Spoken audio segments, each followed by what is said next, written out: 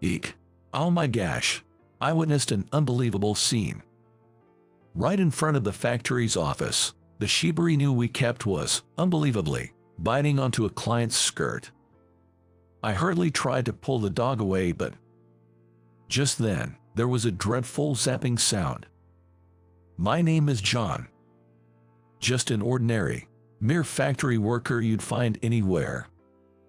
Not the sharpest tool in the shed, if I may say. I always hated studying, had bad grades, and as a result, decided to work right after high school. But there weren't many jobs for high school grads, so I faced my fair share of struggles. I first got a job as a security guard, but had a spat with some colleagues and was made to resign. They said I had a bad work attitude, so I vowed to be more diligent in my next job. That's when the card factory's boss, Mr. Williams, took me in. Mr. Williams is a down-to-earth guy and very generous. When I candidly mentioned during the interview that I had caused trouble at my previous job, he burst out laughing. Man, with that honesty, I'm surprised anyone would hire you. But it seemed like my honesty won him over, and I got the job. I'm deeply grateful to the boss who took a chance on someone like me, and I genuinely wanted to prove my worth. The boss gave me opportunities to learn, and now, occasionally, I even act as the deputy head of the factory. I've earned various certifications and got a raise in pay. I'm now 28, and it's been 10 years since I started working at this factory, making me somewhat of a veteran here. Though the factory is mostly full of rugged men, there's a princess of solace here. Did you behave well today, Bella? Woof woof. Yes, this fluffy brown Shibari Inu is our factory's princess, Bella.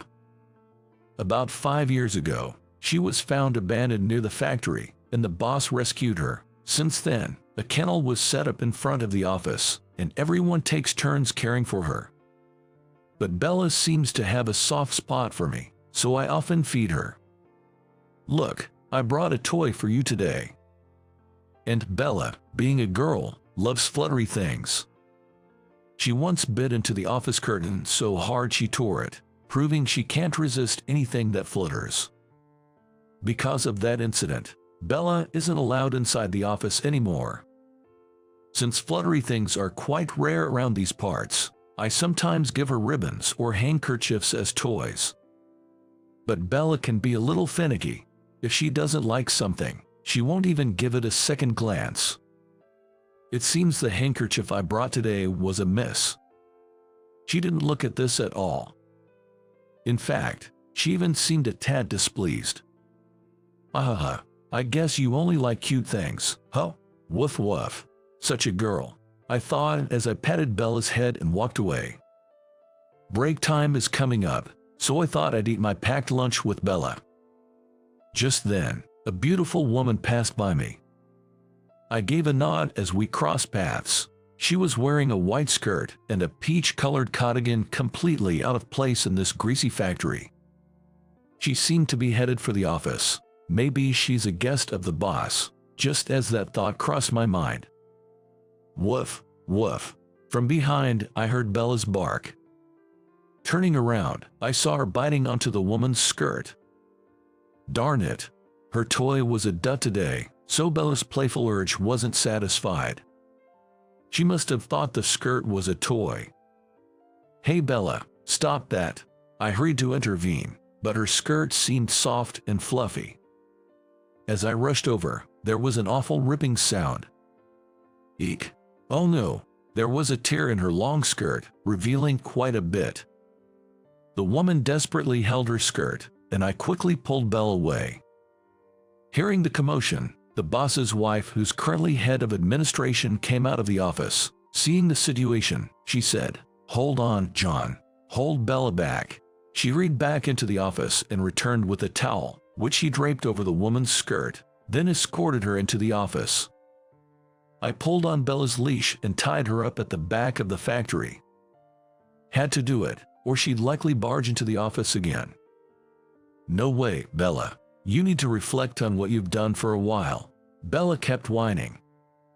To be honest, it hurt me, but it's a fact that she ruined the lady's skirt. I scolded Bella and went back to the office. And there she was, that lady, now wearing our company's uniform. Her name was Amy. It seems boss's wife lent her a spare uniform. I'm really sorry. I apologized to Amy again. Amy, with a wry smile, said, I have a dog too, so it's all right. Don't worry about it. Besides, it was my mistake to come to the factory wearing a skirt. Turns out, Amy is the daughter of the CEO of a computer manufacturing company we deal with. She had to deliver some urgent documents and came in her casual clothes. I had received a heads up that the CEO's off-duty daughter would be coming. I had my reservations about her attire, but she's higher up the chain, so it couldn't be helped. Amy had more business with the boss, and while they were talking, boss's wife went out to buy a replacement for the damaged dress. So, I went back to my workstation. It's rare for a blue-collar worker like me to chat with the daughter of a business partner's CEO. But just when I thought that, a week later, I bumped into her at a park. I was there walking Bella, and she seemed to be walking her dog too. Amy owns a Chihuahua named Lucy. At first, Bella and Lucy were wary of each other, but they quickly became friends. It's been a while. Never thought I'd see you here. Sorry about the other day. It was a bit awkward for me, but Amy was petting Belle affectionately, despite her having torn her dress. Apparently, Lucy had torn Amy's skirts several times before, so she understood that Bella just wanted to play. Since then, we often bumped into each other during our walks. I thought, being a CEO's daughter, she'd be very posh, but Amy was not what you'd expect, in a good way. She's very down to earth. And she's kind-hearted and caring. I don't always take care of Bella, so I only know the basics of dog care. However, Amy told me, if she's turning skirts into toys, she's probably stressed out. You should get her a proper tour. She even accompanied me to the pet store when choosing toys for Bella. But when choosing toys, she said, it's not about the price. Dogs have their preferences. She seemed more like a regular girl than a rich heiress. Furthermore, she's 28, the same age as me. We had a lot in common, and before I knew it, we started dating. I told Amy everything, even about the trouble I caused at my previous job. But Amy said, I can't imagine that from the current John. You must have worked hard to change yourself. That's amazing. Only she and my boss told me so. It made me happy, and her positivity has saved me multiple times. She always supported me, even when I made mistakes at work. Soon, I couldn't imagine life without her. I made up my mind to make her happy for the rest of our lives. As a testament to my commitment, a year into our relationship, I presented her with a ring worth 3 months' salary and mustered up the courage to say, "Will you marry me?" She smiled warmly and replied, "Of course." A few years ago, I never imagined myself getting married. But now, I want to marry Amy. I can't think of marrying anyone else. I'm head over heels for her. But getting married means we can't avoid meeting the parents. Meeting my family would be a breeze. They were even tearfully overjoyed that I brought home such a wonderful lady. But her family, they are business partners with my company. More like, we're in a subcontractor position to them. For the daughter of the CEO to be dating a worker from a small subcontracting factory seems quite mismatched. Of course, her parents would be strongly against it. But I won't back down. Thankfully, the boss told me, "Don't worry about work. Go and take a wife." Amy also told me, "I've already spoken to my dad. If he's willing to meet you, that means he's accepted it." So, I visited Amy's family home. It was an impressive mansion. As expected of a renowned computer manufacturing company CEO's residence. Coming from a modest background, I was quite nervous. As I stepped in, her father, a stern-looking man in a sharp suit, greeted me. It seemed like her mother was preparing tea, but her father stopped her, saying, "We don't serve tea to the likes of him." Hearing this, Amy snapped at him, "Dad, why would you say that?" But her father sighed deeply and said, "Amy, listen, you'll inherit the company one day, and yet you're considering marrying a guy like him, someone from a poor subcontractor. He doesn't have a brain or an education. He's an absolute loser. Stop it. Why are you saying such things? Enough. Kids should be seen and not heard. I'll find someone worthy for you. Break it off with this loser. Well, his company's probably going under anyway." I could only muster an "huh" to the smug-looking father. What does he mean by going under? In fact, our company is soon partnering with a major corporation. When that happens, our current contracts will be significantly revised. I'll make sure the factory you work at is the first to go. That's what you get for laying a hand on my daughter. Oh, and I might as well let our business partners know about the bad reputation of your factory. What an incompetent company hiring such an incompetent man. Enough is enough. I instinctively stood up. It's fine if he mocks me, but I won't tolerate him belittling the boss who built the factory from scratch and is protecting the workers. The father then snorted with laughter. "See, all you can do when hit with the truth is bark. Get out of here." With that said, I replied, "Excuse me," and left the room. I wanted to take Amy with me, but I didn't want to create a bigger rift between her and her father. But to my surprise, she followed me. "I'm sorry, Amy, for what I said to your dad. It's okay, actually, I feel relieved," Amy said with a radiant smile. "While I understand if my father dislikes you for some reason, it's inexcusable for him to let his personal feelings affect the factory workers. He looked down on subcontractors, but many people work in that factory. The CEO should protect his employees, yet he made such a statement. I lost all respect for him. I was working as his secretary, but I told him I'm quitting." Her determined expression gave me a bit of relief, but the fact that one of our business partners is now an issue remains unchanged. So I reported everything honestly to the boss. "I'm really sorry. What are you talking about? You stood up for me, right? Cheer up." The boss was laughing heartily as always, but his eyes weren't. Then he said, "Amy was a secretary, right? Does she have another job lined up? I think she's still looking for. Well, tell her she can start working here immediately. We'd be glad to have her." I couldn't comprehend what the boss was saying. Given the possibility that our factory might get shut down, why was he so calm?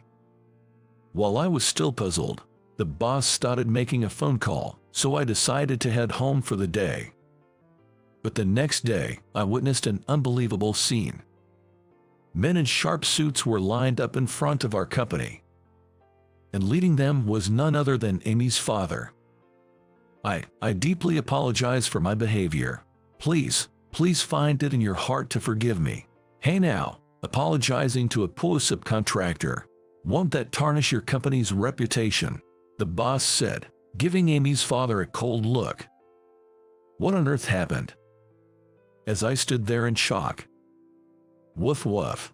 From behind, I could hear Bella's voice. I turned around to see the boss's wife just coming back from the morning walk with Bella. "Ma'am, we have a problem." "Oh, he seems really mad, but it's rare for him to take advantage of his parents." "What?" Seeing my confusion, the boss's wife whispered, "It's a secret, but I'll tell you." She then shared a hidden fact about the boss. He's actually the son of a major corporation CEO. It's a company so famous that even I've heard of it. Apparently, the boss decided not to inherit the business and went on his own. He didn't want to ride his parents' coattails and didn't want any unwarranted expectations, so he silently built his company with his own abilities. And the company that Amy's company was trying to form a business partnership with was his parents' company. As soon as I told the boss about what happened to me, he contacted his parents. He relayed everything I was told, the personal reasons for terminating the contract, and the potentially damaging statements made. His parents were furious. They deemed the partnership inappropriate and decided against the business alliance. Please, we've already lost several subcontractors. If we can't secure this partnership, our company will suffer major losses. The contracts you lost are your own doing, and you're apologizing to the wrong person. I don't recall getting any insults from you." With that, the boss turned to me. Noticing my presence, Amy's father approached me desperately. "I'm so sorry. I even approve of your marriage to my daughter. Please, help us. But there's nothing I can do. After all, I wasn't the one who terminated the business alliance. The partnership was declined because of issues with your character. There's nothing I can do. How could you abandon us like this? No, remember you called me a poor loser. How could someone like me possibly help with company? Now, I have work to do, excuse me." With that, I headed back to the factory. I could hear Amy's father saying something, but I didn't care. I felt bad for Amy, but there's really nothing I can do. I'll apologize to her later. Then, I heard a voice. "Way to go, John. You sure know when to speak up." I looked over to see Amy, dressed in office attire.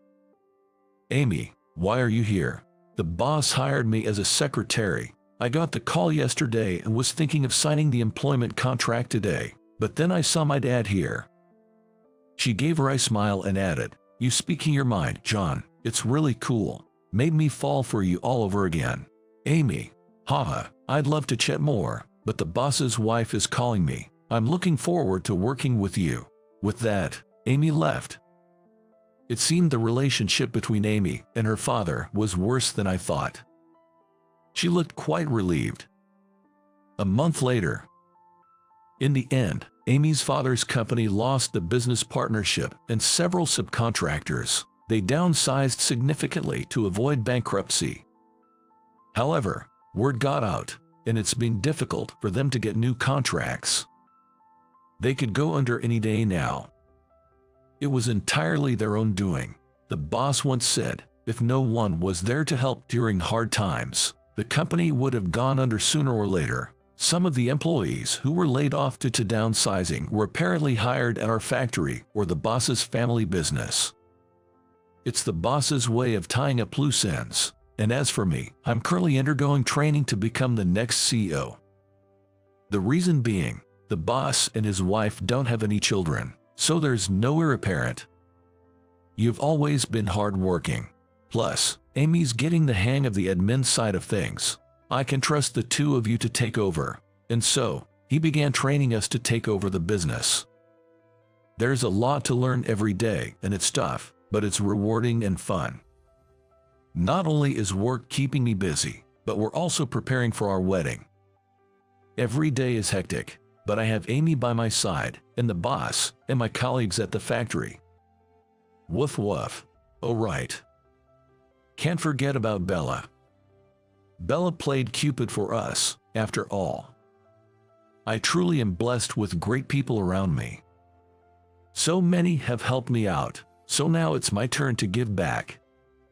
I want to repay all the kindness I've received. And with that thought, today, just like any other day, Amy and I are working hard together. Soon, my wife and I will be celebrating our 20th wedding anniversary. Looking at us now, we seem like a perfectly compatible couple, but I doubt our younger selves ever imagined we'd be living this life. Tonight, as we sat on the porch feeling the evening breeze, my wife and I took a trip down memory lane, reminiscing about the good old days. My name's Mike. I work for a major corporation and currently hold the position of a supervisor. These days, we're living a stable life, but I think my younger self struggled quite a bit. I did go to college, but after finishing high school, I worked part-time jobs for 2 years. I made the choice to start college 2 years later than most of my peers. The reason was that during my senior year of high school, right when I was about to apply for colleges, my mom fell seriously ill. She was hospitalized. With my dad swamped at work, I took on the responsibility of visiting her every day. I knew it was a crucial time for me, but I just wanted to be by my mom's side. My dad kept telling me that I should prioritize my future and take the entrance exams, but considering how old my mom was, I just didn't have the heart for it. Not wanting to have any regrets, I chose to be with my mom over taking the exams. A year later, after a hard battle, my mom passed away. Because of that, I'm grateful that I chose to be by her side despite my dad's objections.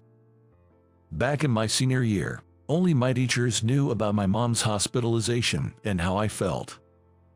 I didn't want to burden or draw attention from my classmates, so I kept it quiet. But I guess someone noticed based on how I acted. One day, a girl in my class asked, "You're not going to take the entrance exams."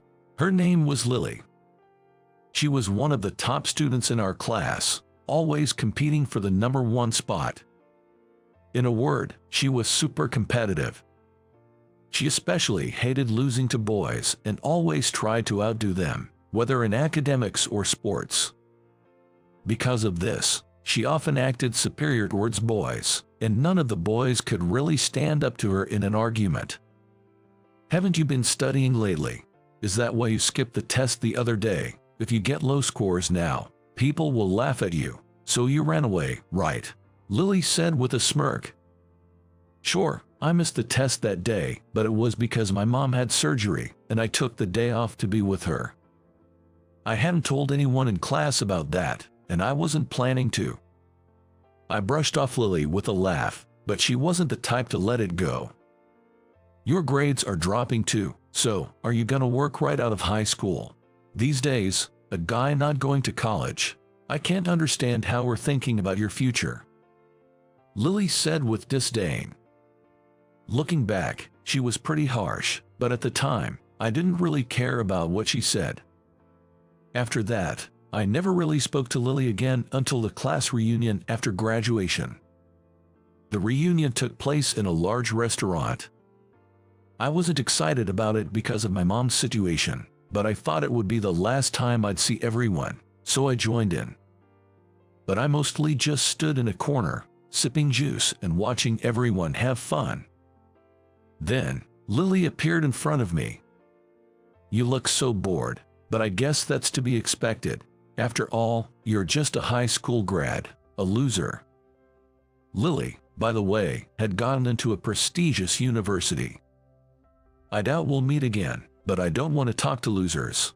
Don't ever talk to me again," she said, still acting all high and mighty, and left. Ironically, that girl from my class, Lily, is now my wife. We were like oil and water, two people who just couldn't get along. She went to a university far from home, and I thought I'd never see her again. But I ran into her at the most unexpected place. At a traditional hotel during a company trip. It wasn't like we both happened to be sightseeing. We met in an old bar inside the hotel. After high school, Lily went to a renowned university, and I spent a year working a night shift and taking care of my ailing mom. After she passed away, I decided to go to college and focused on studying. I got into a decent college, but not top tier. In college, I worked my butt off. Maybe it was luck, but I managed to get a job at a big company. The company had great benefits, including an annual company trip. That year, we stayed at a traditional hotel with spa. The evening was bustling as the company rented out a banquet hall. Back then, you couldn't refuse your boss, so when the main party ended and they were gearing up for an after party, I had no choice. "You guys coming too, right?" When the boss asked like that, I just had to go along. Inside the hotel, there was a bar. My drunk boss and about 10 colleagues, including me and 4 other younger employees, went there.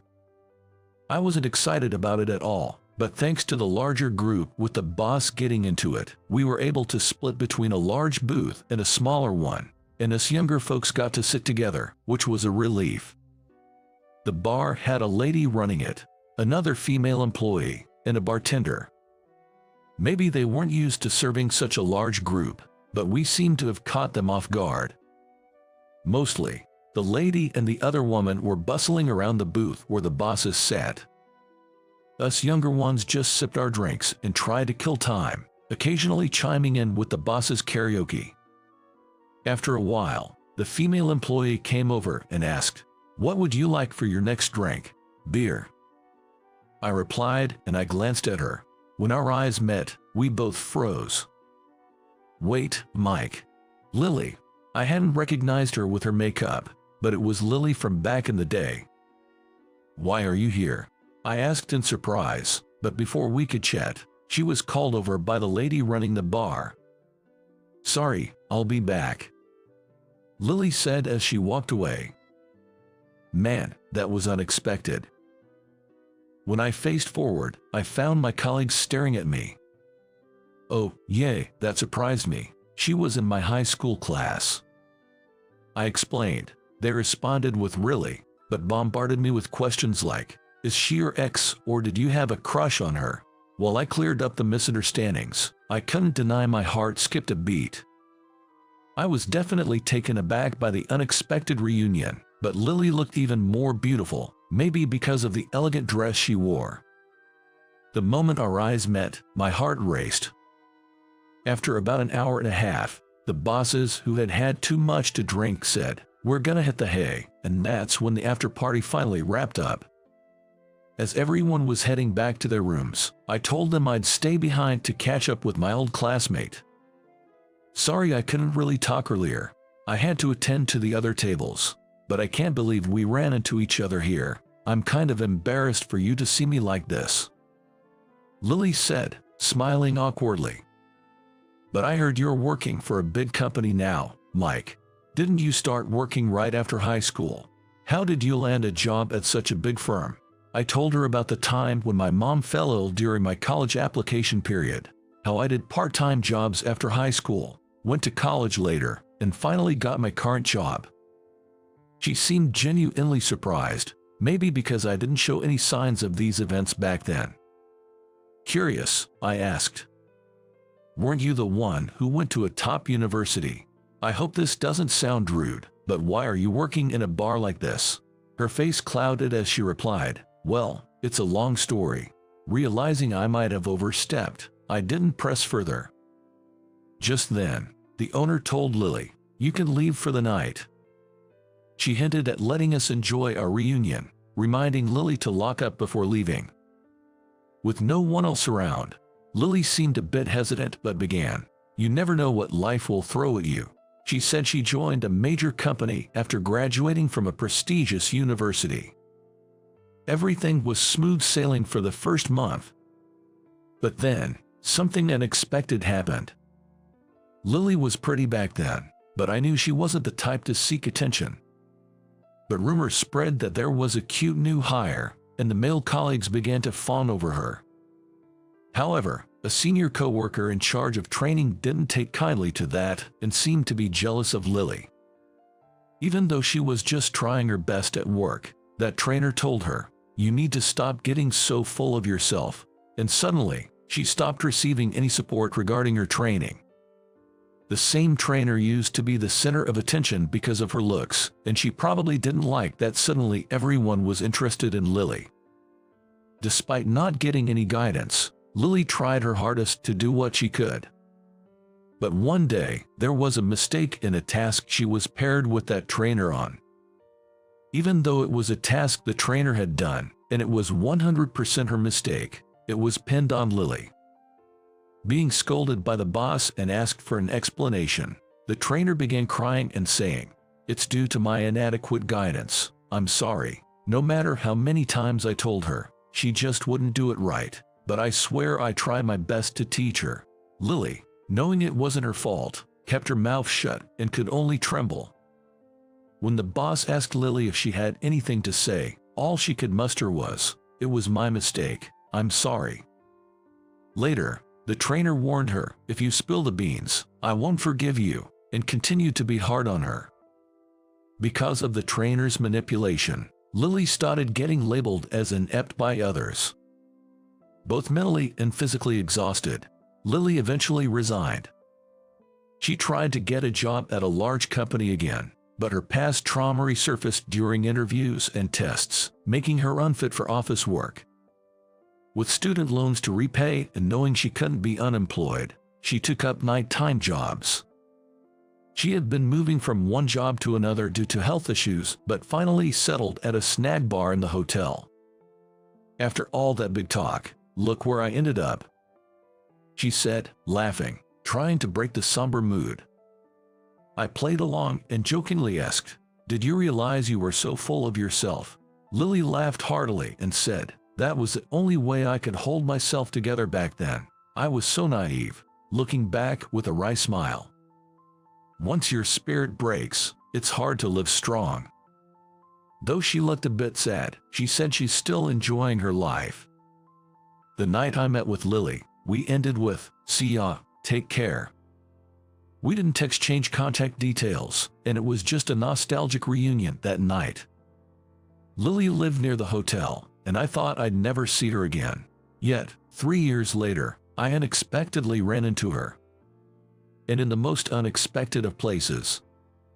That day, I had a business meeting with a client, and I was informed that we'd be working with a new representative.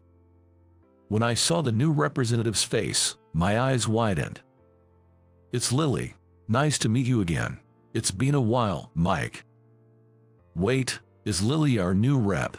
It was surprising enough to work with a former classmate, but even more shocking to find out that she's working in the corporate world now. I accidentally raised my voice in surprise. Apparently, after our chat that night at the bar, the encouragement I gave Lily led her to try and find employment once more. She had deeply regretted quitting her previous job without fully utilizing her skills. Seems her fresh start was going well, as her predecessor had also praised her for her competence.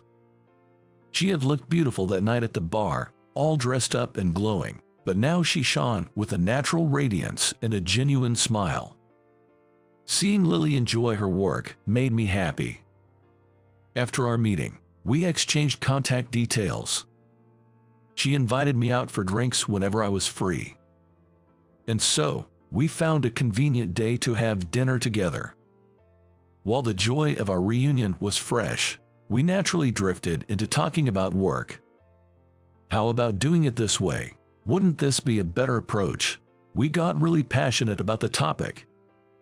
No way, it definitely should be like this. Well, I think this way is much more efficient. It has to be this way. Neither of us would back down. But then, memories from our high school days made us burst out laughing. "Lily, you really haven't changed." "Hey, neither have you." We shared a good laugh. Suddenly, I remembered we were in a restaurant. With delicious food and drinks in front of us, we decided to drop the work talk and just chat while enjoying our meal. "Seriously, I'm really grateful to you." "What did I do? Don't you remember? You didn't judge me for my night job back then, and instead, you genuinely listened to my story. You told me that one setback doesn't define me, and if I believed I could still achieve more, I should trust myself and try again." I vaguely remembered, but playfully said, "Did I really say something that wise?" You also told me that if my second attempt failed, I could come to you for help. It was really encouraging and meant a lot to me, but even though you said that, you never left me your number, so I couldn't even update you on my new job." Lily said with a playful pout, followed by a laugh. "So when I heard there was a shift in representatives and saw your name as one of our clients, I asked to be in charge. I was shocked to know your company was our client, and even more surprised to know you were the one representing them. I'm glad I got to see you again. Thanks for everything back then. I'm really enjoying my work now." "That's good to hear." I responded briefly, trying to hide my smile, and took a sip of my drink to distract myself. When I looked at Lily, her cheeks were flushed from the alcohol, her eyes sparkled, and I suddenly felt my heart race. "What are you staring at? Are you drunk?" Yeah, maybe a bit." I tried to cover up my flustered state. "This isn't the time." Just as I thought that, Lily mentioned it was getting late, and since we both had work tomorrow, we decided to call it a night. Then let's grab a taxi to go home. As I was about to look for a taxi, Lily said, "Hey, wait a moment," pulling my arm. "Don't you want to know when we'll meet next, or if I'm free tomorrow?" Taken aback by Lily, who looked slightly upset. I tried to remain cool, replying indifferently, "Really? You always act so clueless. Can't you see it's written all over your face? You're so dense," she exclaimed, hitting me lightly with her purse. Thinking she'd caught onto something, I didn't want to give anything away just yet. "No, I'm just a bit tipsy right now." "Oh, there's a taxi." Just as I tried to change the topic, a taxi drove by. Lily and I hopped in, deciding I'd drop her off at her place first.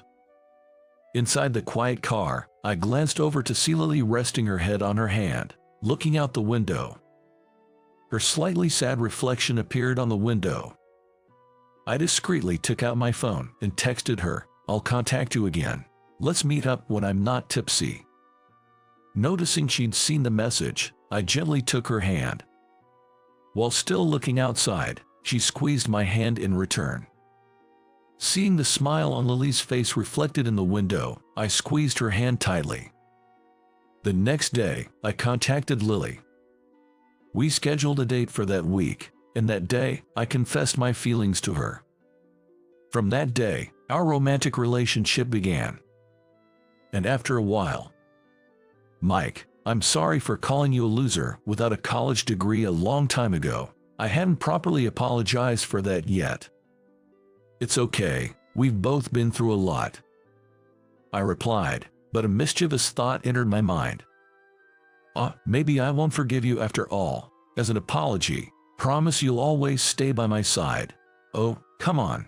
Whose line is that?" "Well, if I'm by your side, then we're definitely winners in life.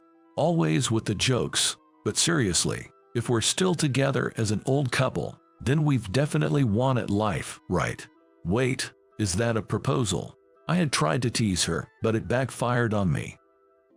Yet, it was still a happy moment.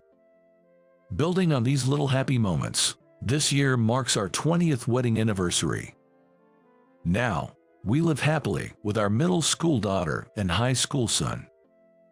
Our kids said that mom and dad really get along, don't they? Which brings back memories. Today, we reminisced about old times while having a drink on the porch. Feeling like a winner now, of course, with you by my side. Promise we'll be together, even as an old couple. Yeah, of course. I extended my hand, palm up, and my wife gently placed her hand atop mine. It feels like it's been so long since we did this that it's a bit embarrassing. I squeezed her hand tighter in response. On the day of the accident, I had just informed your wife of the gender of the baby inside her. It's truly heartbreaking. I first learned the gender of our child when my wife's obstetrician, who was giving her a prenatal checkup, told me so. I wish I had heard it from you. Even though I spoke to her, my wife lay motionless, not saying a word. I have been living like a slacker since the day I lost my wife and my baby at the same time. I just wish to join them soon. My name is Mike, 32 years old. 2 years ago, I lost my pregnant wife, Jennifer, and our unborn child at the same time. It was due to a car accident on their way back from the maternity clinic. I used to accompany my wife to every prenatal checkup. But that day, I couldn't get off work. So I let her go alone. By the time I reached the hospital, it was already too late. Jennifer wasn't breathing anymore. She had many injuries on her face and body, unlike how she looked when we parted ways in the morning. I held Jennifer's hand, which was noticeably more bruised. The hospital staff then told me, "It seems she was trying to protect her belly, that's why her hands have more injuries." I couldn't stop crying after hearing that. I still didn't feel like a mother. Is everything going to be all right? Can I truly become a good mom? My wife said this just the other day. "Jennifer, you're an amazing mom." putting her child's life before her own. I believe Jennifer was a kind and strong mother, no matter what anyone says. The hospital where my late wife and child were taken was a general hospital that also housed the maternity clinic Jennifer attended. As I was beside myself with grief next to my wife and child, the doctor who looked after us during the prenatal checkups came over. His eyes, always filled with smiles when greeting us, were now red and teary. "I had just told your wife about the gender of the baby today. It's truly heartbreaking. It was a boy." After the doctor left, I knelt down weakly beside Jennifer. "I wish I could have seen you hold him, Jennifer." My murmurs echoed faintly in the room, making me feel even lonelier. From then on, I was consumed by grief and couldn't sleep at night. So I escaped into alcohol, drowning my sorrows in alcohol, then passing out. Though I went to work, I was completely demotivated and just went through the motions. After 2 years of living this way, there was a slight change in my routine. On my days off, I used to stay home and avoid everyone, but lately, I started visiting the park. When I go to the park, there's a mother and son I often see here. It's Emily and her son, Jake. Jake is 4 years old. I got to know them when I happened to pass by just as Jake had fallen and hurt himself, and I helped treating his wound. This park is situated right between my apartment and the supermarket.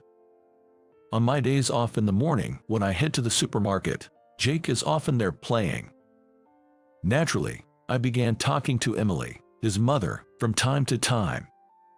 But that wasn't the only reason I started talking to Emily. Truth be told, when I first met Emily, I thought she looked familiar. She reminded me of my late wife. Their personalities are entirely different. My late wife was reserved and quiet, but Emily is an always energetic single mother. If anything, Jake might resemble my late wife more. He's shy and tends to be introverted.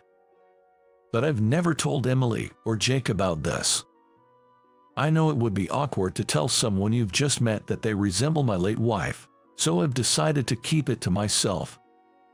Today, on my day off, as I was heading to the supermarket, I stopped by the park. "Hey Mike, will you play with me today?" Seeing Jake come over, excited like a puppy wagging his tail, always melts my heart. "Of course, buddy."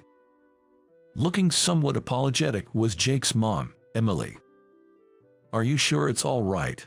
I always feel bad, especially since it's your day off. If you ever have plans or just want to relax at home, please let us know. I often wonder how they would react if I told them I somehow feel drawn to them because they remind me of my late wife and child." It's been 2 years of despair, but since getting close to Emily, I've been able to lead a more human-like life.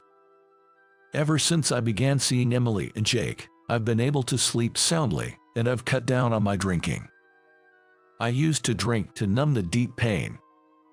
But now, even without alcohol, just seeing Emily and her son soothes my soul. It eases my loneliness.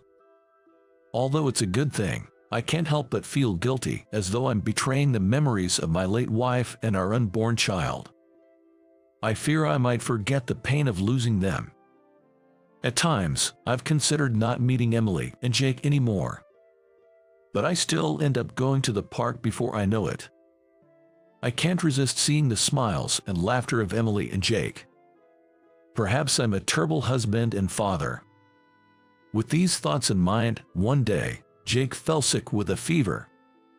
I received a sudden call in the middle of the night. "Jake has a fever. It's almost 104 degrees. He's not responding much, and he's not drinking much water. I've never seen him like this. What should I?" Emily sounded really distressed. Though we had exchanged contact information in the past, our interactions were usually limited to our weekend meetings at the park. This was the first time she'd called me. I'm glad we exchanged numbers, just in case. "Emily, it's going to be okay. I'll come right over, and we'll head to the hospital in my car. Please text me your address. Get ready to go." Okay. When we talked, I knew our homes were in the same neighborhood, but I didn't know the exact address. I was worried if Emily, who seemed flustered, would give me the proper address, but she sent it without hesitation. I rushed to Emily's house by car and immediately drove to the emergency night clinic. The clinic that was open overnight was the same one where my wife and baby had passed away. Pulling into the clinic parking lot, memories of that tragic day came flooding back, and my heart ached. Desperately pushing those emotions down, I got Jake checked out. They conducted various tests, but fortunately, it wasn't a serious illness. Still, he had to get an injection, and during that time, Emily and I waited in the empty lobby. I'm sorry. Thinking about it now, I should have just called a cab. I panicked and called you, Mike, without thinking. Any parent dealing with their child's first high fever would probably panic. It's okay. Single parent, no car, and a child with a high fever is enough to make anyone panic. I'm glad I was able to get there. Emily, who was looking pale earlier, seemed to be regaining her color, which was a relief. I wonder if I'd be rushing to the hospital like this if my child was still alive. As I thought about that, I recalled the conversation between the doctor and Emily. Emily, is Jake's birthday on April 20th? Caught off guard by my question, Emily looked surprised. Yes, it is. Why do you ask? I struggled to find the words. To me, April 20th is a special day. My child was still in my wife's womb when they both were tragically taken from me in an accident. The due date was April 20th. Even if the baby might not have been born on that exact day, I've always thought of April 20th as his birthday, so it just hit me that it's the same. I have vaguely mentioned losing my wife and child, but never spoke of the accident or that our baby hadn't been born yet. That must have been so hard for you, she replied. As a mother herself, maybe she understood how I felt. Emily looked deeply saddened. Actually, my late wife looked a lot like you and Jake. I've felt nostalgic every time I see you two. I'm sorry, this must be awkward for you to hear. It surprised me to share such a personal story. I hadn't spoken about this to anyone in the 2 years since their passing. Even with my late wife's parents, I had never shared memories. It seems I hadn't fully come to terms with the loss. Maybe Emily has unknowingly become someone special to me. That's probably why I inadvertently showed her this vulnerable side of me. I feel comfortable around her, and that scares me. I want to hold on to the pain and loss of my wife and child. I can't be the only one to find happiness and move on. While lost in thought, Emily looked deeply into my eyes. Can I know your wife's name? Her name was Jennifer. She was so kind and attentive to even the smallest changes in others. I had hoped our unborn child would be like her. Images of my late wife flashed in my mind. Quickly, I took out some money from my wallet and placed it on the lobby couch. Please take a cab home with this. I need to go now. Sorry. I don't want our time together with you and Jake to be my place of comfort. I want to live quietly, always cherishing the memory of my wife and child. Without waiting for her reply, I turned away and started walking. I thought I should distance myself from Emily and Jake, but suddenly, she embraced me from behind. Wait, I have something I need to discuss with you. But first, was your wife's name Jennifer Kirtley?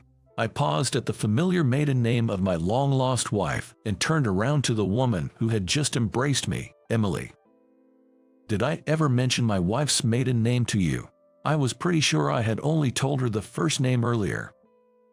Then, Emily took a deep breath and gestured for me to sit down.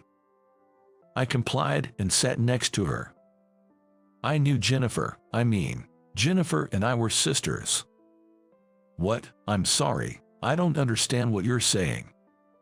To my astonishment, Emily began to explain a shocking truth. Emily and my late wife were sisters. But when Emily was still a baby, their parents divorced. The father took Jennifer, and the mother took Emily. They had parted on bad terms and hadn't been in contact since the split. Considering Jennifer was just around 2 years old when Emily was a baby, it made sense that she wouldn't remember. Emily's mother lived a pool life because she often played around with men. A few years after the divorce, my parents met by chance once, and my dad said he never told Jennifer about the divorce. She believes that the woman my dad dated after the divorce is a real mother, so he had no intention of letting her know about my mom and me. Jennifer's parents are still alive. But I never heard such a story from Jennifer, and neither from my in-laws. My in-laws are relatively well off, and the family got along really well. The fact that Jennifer was not related to her mother-in-law by blood was something she intended to take the secret to her grave. My voice trembled as I processed the shocking revelation. Emily, did you know that Jennifer's husband is me? No, I thought I was an only child. I was told my dad passed away, but about 6 months ago, my mom passed away from an illness. Before she died, she told me about my father and sister. Just before Emily's mom passed away, Emily had divorced Jake's dad. The reason was Jake's dad's violence. I could have endured it if it was just me, but when he started hitting Jake, I realized I couldn't go on like this. With no mother and now no husband, I felt lonely and insecure, wondering if I could raise Jake on my own. So I thought of coming to this place where my dad and sister had lived. Even without meeting them, just knowing that her father and sister lived in this place, perhaps in a town like Nebraska, might have provided some solace to Emily. Out of curiosity, I confirmed the name of Emily's father, and sure enough, it matched my father-in-law's name. Indeed, Emily and my late wife Jennifer were sisters. It kind of makes sense now that you and Jake look like Jennifer. Jake's birthday and the expected birth date of the baby Jennifer was carrying were the same. I know it's a coincidence, but I feel a connection, I said, recalling Jennifer's smiling face. Yes, but Jennifer grew up in a happy family and married you, while I lived a hard life, being oppressed by my husband. And now, even my sister isn't in this world anymore. Maybe I'm destined to be alone. I reached out to embrace Emily, but withdrew my hand. I told myself that I shouldn't be happy with someone else so that I wouldn't forget my wife and child. The two of us sat in silence until Emily finally spoke up. I've fallen for you, Mike, but when I think about how Jennifer, a sister I never met, might feel, I get scared. Maybe we shouldn't see each other anymore. I wanted to nod in agreement, but found myself frozen. Just then, Jake, who had finished his injection, returned with a nurse. He looked much better than before, still a bit wobbly, but able to walk on his own. A sigh of relief escaped my lips. Jake, let's go home. I'll drive you. Rest up, all right. As I spoke, Jake nodded but then said something puzzling. You know, I had a fever and it was really high, but then, a woman holding a baby stroked my head. She was like a mom, a very kind person. Both I and Emily were taken aback upon hearing this and exchanged glances. This was because we were just talking about a woman who looked a lot like Emily. You know, that lady wanted to speak with Mom and Mike. She said, I wish you happiness. I told her I didn't understand, but she just smiled. I'm so confused. It became clear that my wife had come to visit young Jake. That I wish you happiness must have been about me and Emily. Tears welled up in my eyes as I took Emily's hand. Should we talk about our future once more? Let's find a path that will make both of us and Jake happy. Yes. I picked up Jake and left the hospital with Emily. I think my wife gave the hesitant Emily and me a little push from behind. After that, Emily and I dated and registered our marriage when Jake started elementary school. Emily was also able to meet and talk with my in-laws. My father-in-law was quite fond of Emily, and he was thrilled when they met. Emily is currently pregnant, but the other day, Jake mentioned something curious. The baby inside Mom's belly feels like the lady who stroked my head at the hospital. Emily and I looked at each other and chuckled. I believe that the new life inside Emily is being watched over by our departed Jennifer and her child. Until I heard Jennifer's words at the hospital, remembering her and our child brought unbearable pain. But not anymore. It feels as though Jennifer and our child aren't really gone. I believe they're always watching over us. That is why we who are alive want to laugh a lot and search for happiness. Huh, are you serious? I unintentionally raised my voice to a plea from Bob, my senior from my high school fencing team. I can only ask you. Bob, now kneeling before me, pleads, please, I beg you. I'm Tom, a 32-year-old office worker. Currently, I work at a company run by Bob's father. Incidentally, Bob holds the position of vice president in that company. So, this scene is quite peculiar as it's the vice president begging an ordinary employee. Living with such a young lady, we are a young man and woman. Bob's request is for me to live with his younger sister for a month, a proposition that naturally elicits a what reaction. Moreover, his sister is 22 and I'm 32. It wouldn't be too surprising if something were to happen when a young man and woman live under the same roof. Furthermore, I can't fathom why he'd want to place his sister in such a situation.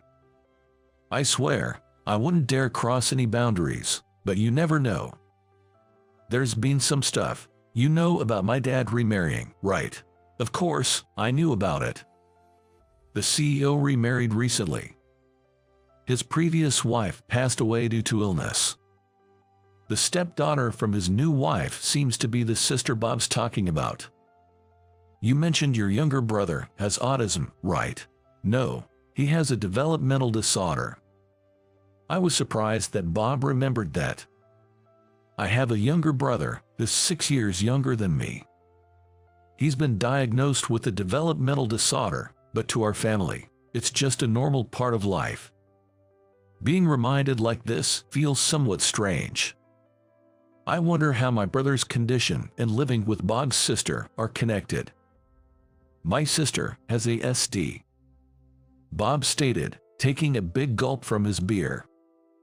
You can tell he's upset that a new family member has a disability. ASD, autism spectrum disorder, right? It's one of the developmental disorders. ASD, autism spectrum disorder, has distinct traits like difficulty in social interactions or having intense interests. However, it doesn't have the language development delays seen in classic autism. So, it often goes unnoticed until one gets older. Many artists and CEOs have it. It's a bit different from my brother's condition. I don't know how to interact with her. Initially, the plan was for the whole family to live together, but Sarah, oh, that's my sister, Sarah was against it. So, her name is Sarah. She is reluctant to live with her new family, and is still living in the house of her deceased biological father. And it seems that Bob wants me to cohabit with her in that house. It seemed like quite a complicated family situation. I thought maybe you could persuade Sarah. It seems that the company's CEO, my senior colleague's father, is quite upset because Sarah has refused to live with him.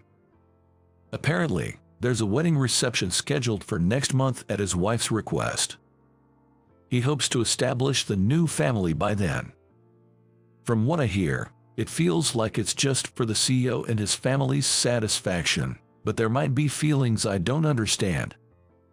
True, I might be more accustomed to this than the average person.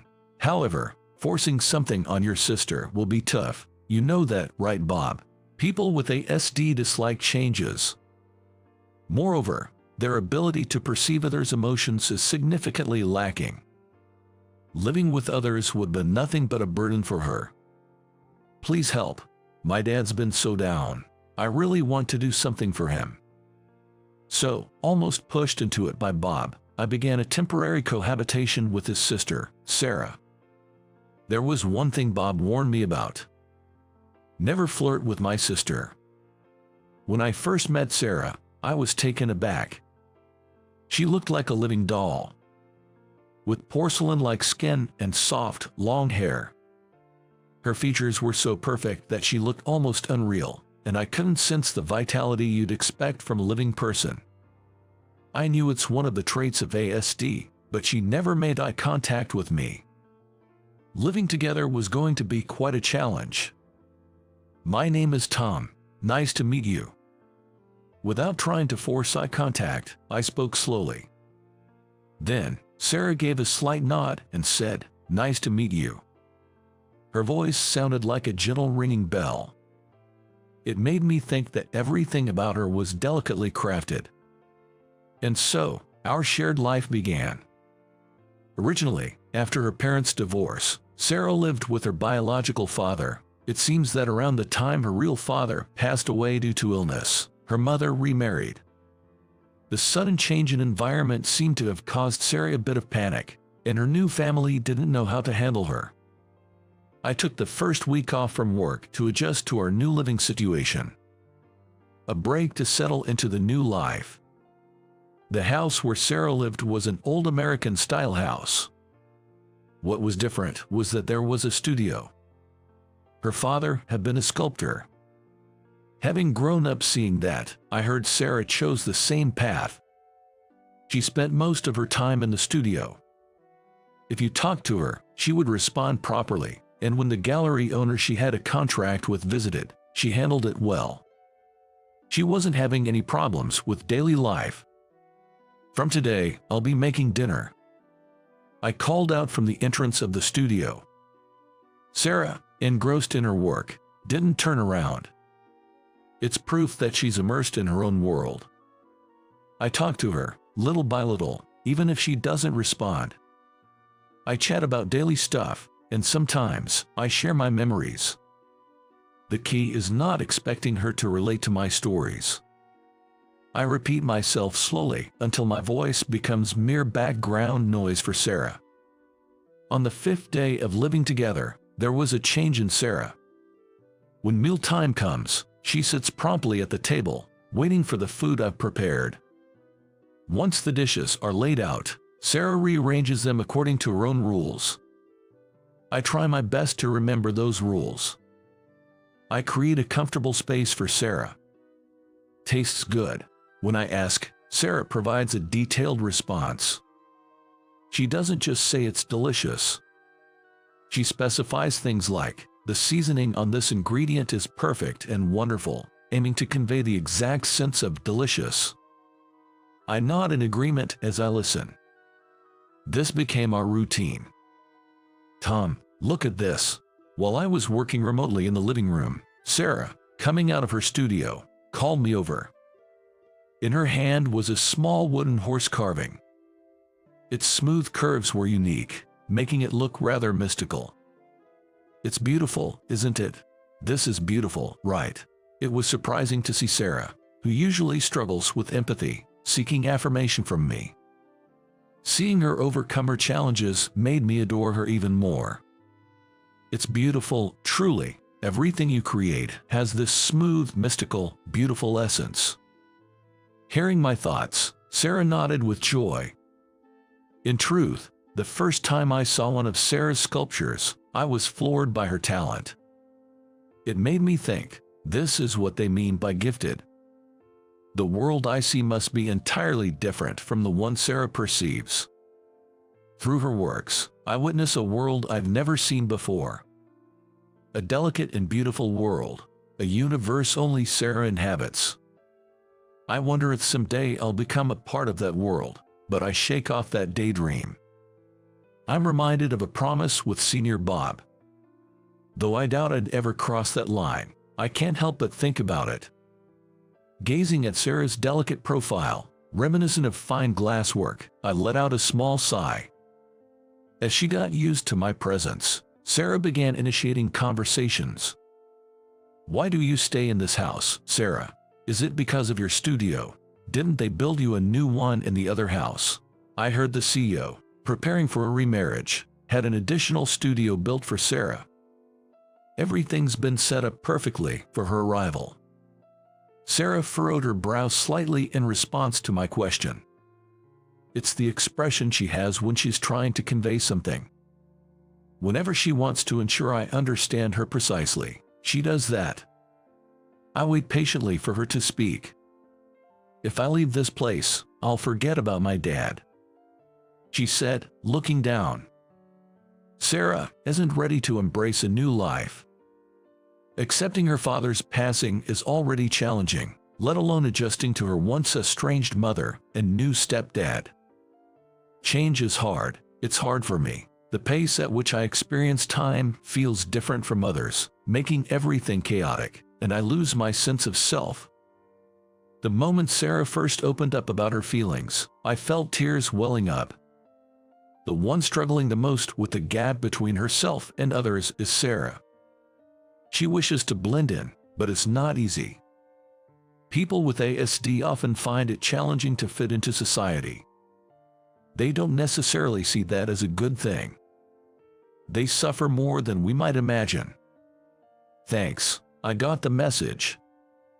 Upon my reply, Sarah smiled with relief.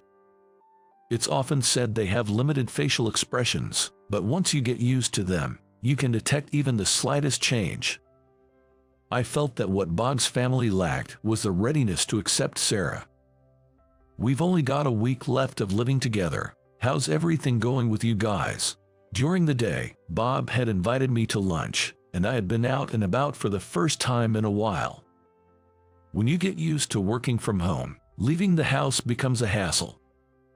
Moreover, the house where I live with Sarah feels very comfortable to me. When you ask how things are, everything's going well. I didn't quite know how to respond, so I just said something vague. Immediately, Bob scolded, "Don't give me that vague answer. We've known each other for a long time, so he can easily see through me.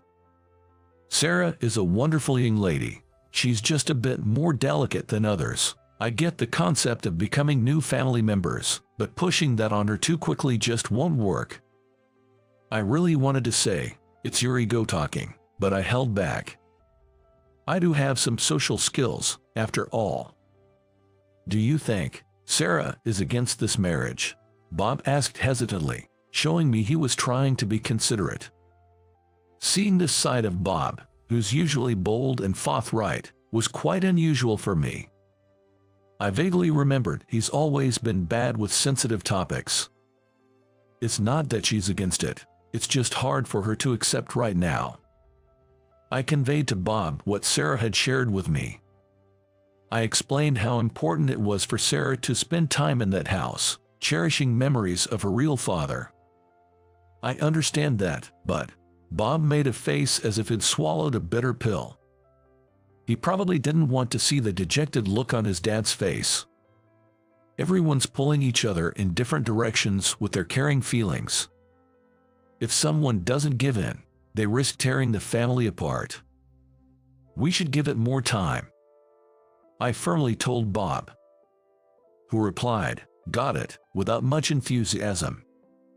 That day, the sky had been overcast since morning, giving me an ominous feeling. They say there's a thing like feeling down due to the weather, and I tend to get headaches before it rains. To add to that, there was this tension in my left shoulder, causing me to rotate it multiple times. Eventually, my back started hurting. Oh, this is bad, I realized based on past experiences, but it was too late.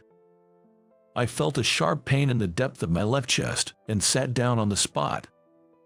Calm down, I murmured to myself while taking deep breaths. I have a congenital heart defect. I've always managed to coexist with this condition, but occasionally a seizure starts. I do have my medication, and as long as I don't panic, I'll be okay.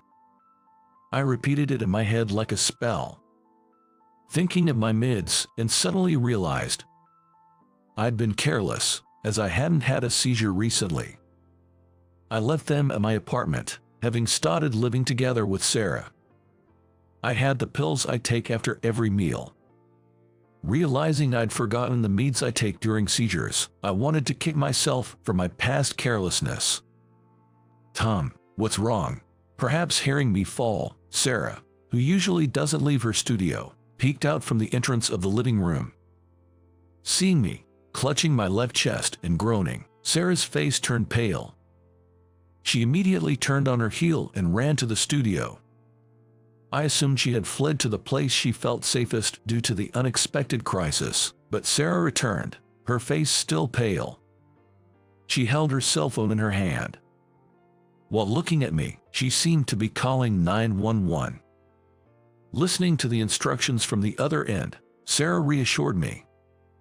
"It's okay, the ambulance will be here soon." Breaking into a sweat, I tried to give her a reassuring smile. I just hoped to make Sarah feel a little better. In response, Sarah gave me a gentle smile. In that moment, it felt like our hearts truly connected. And then, my memory faded. I woke up in a hospital bed. Oxygen was being administered, and I could hear the familiar beeping of the ECG machine. Trying to move my hand to press the nurse call button, I realized I couldn't. Sarah held my right hand tightly in both of hers.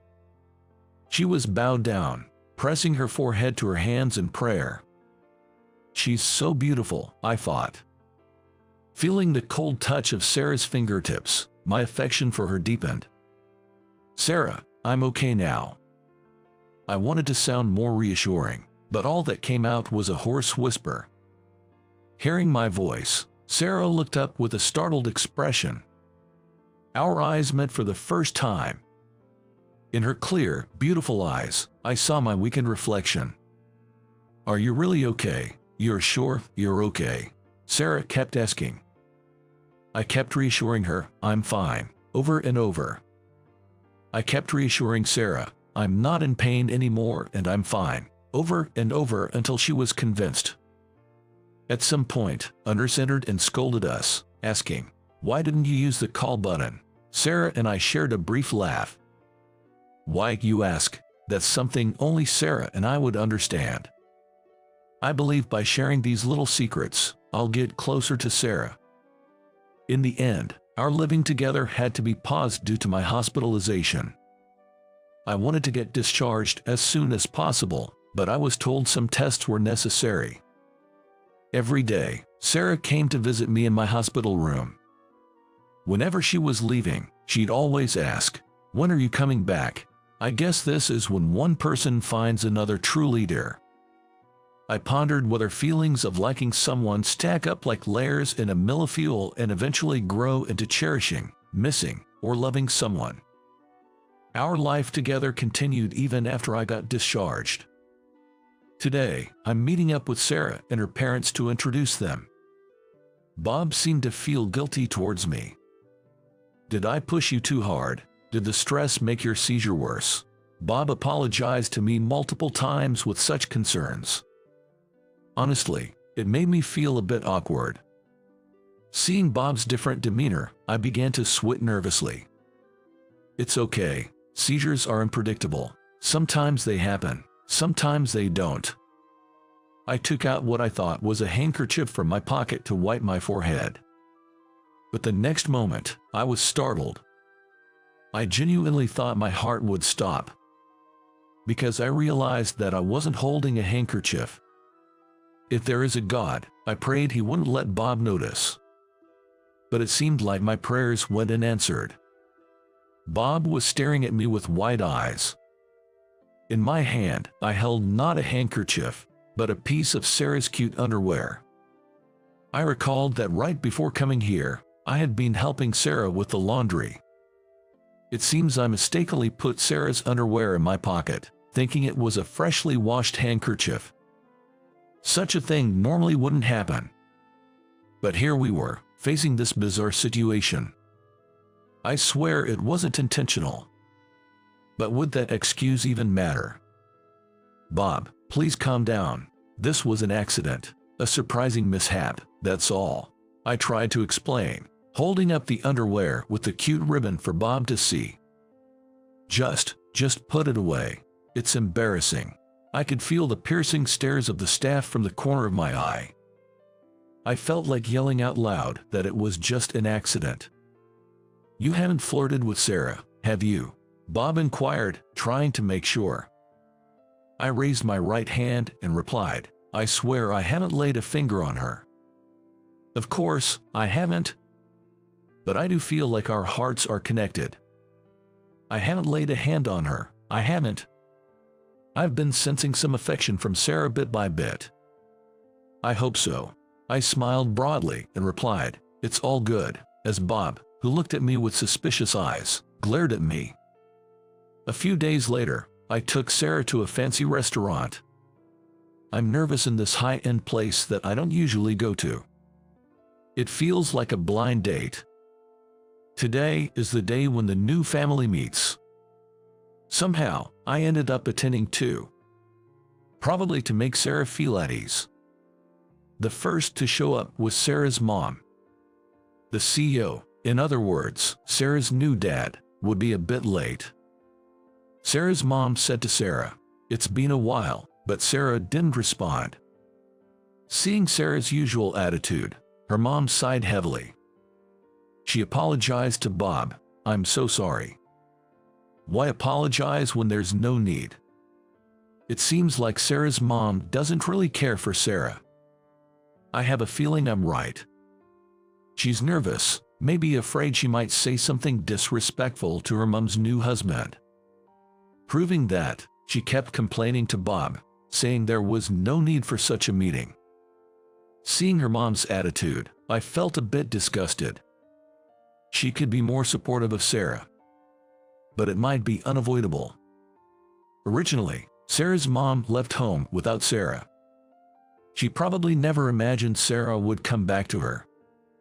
If she thinks Sarah is a nuisance, if she doesn't want her, I'll take her. The moment the CEO appeared, I bowed before him. Please let me marry your daughter. The private room in the restaurant was stunned by my sudden words. Even the hostess who escorted the CEO looked shocked. I'd like to have your permission to date Sarah with the intention of marriage, I said loudly. Bob yelled, I told you not to touch her. That's what I haven't touched her yet. Not until now.